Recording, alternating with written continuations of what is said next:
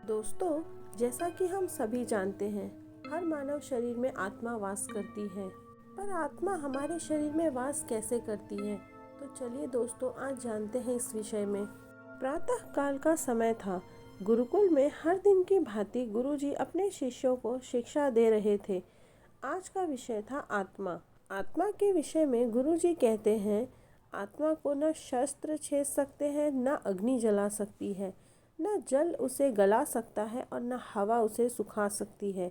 इस आत्मा का कभी भी विनाश नहीं हो सकता, यह अविनाशी है।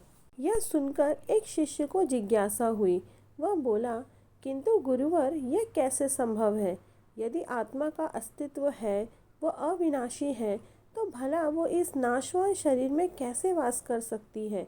और वह हमें दिखाई क्यों नहीं देती? क्या सचमुच आत्मा होती है? गुरुजी मुस्कुराए और बोले, पुत्र, आज तुम रसोई घर से एक कटोरा दूध ले आना और उसे सुरक्षित अपने कमरे में रख देना, और कल इसी समय वह कटोरा लेकर यहाँ उपस्थित हो जाना। अगले दिन शिष्य कटोरा लेकर उपस्थित हो गया।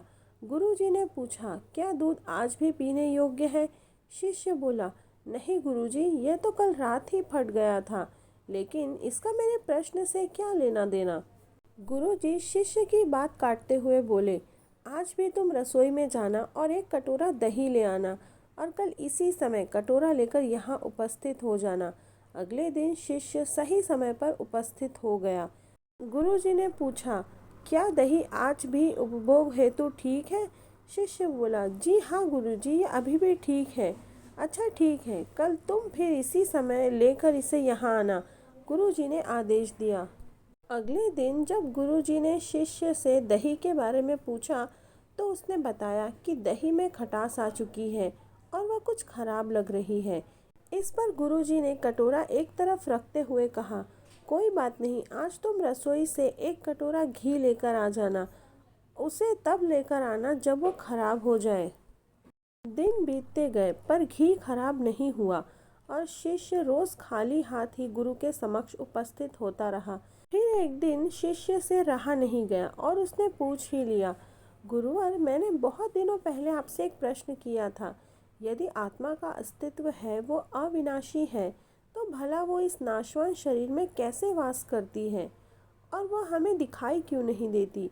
क्या सचमुच आत्मा होती है? पर उसका उत्तर देने के बजाय आपने मुझे दूध, दही, घी में उलझा दिया। क्या आपके पास भी इसका उत्तर नहीं है? इस बार गुरुजी गंभीर होते हुए बोले, वत्स, मैं ये सब तुम्हारे प्रश्न का उत्तर देने के लिए ही तो कर रहा था।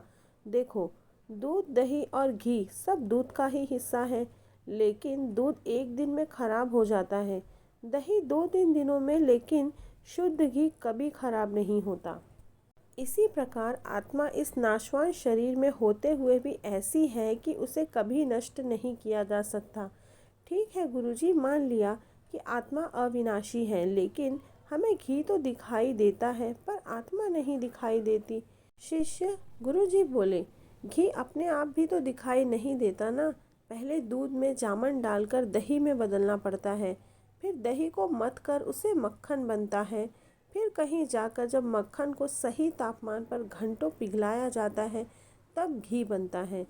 हर इंसान आत्मा का दर्शन यानी आत्मदर्शन कर सकता है, लेकिन उसके लिए पहले इस दूध रूपी शरीर को भजन रूपी जामन से पवित्र बनाना पड़ता है।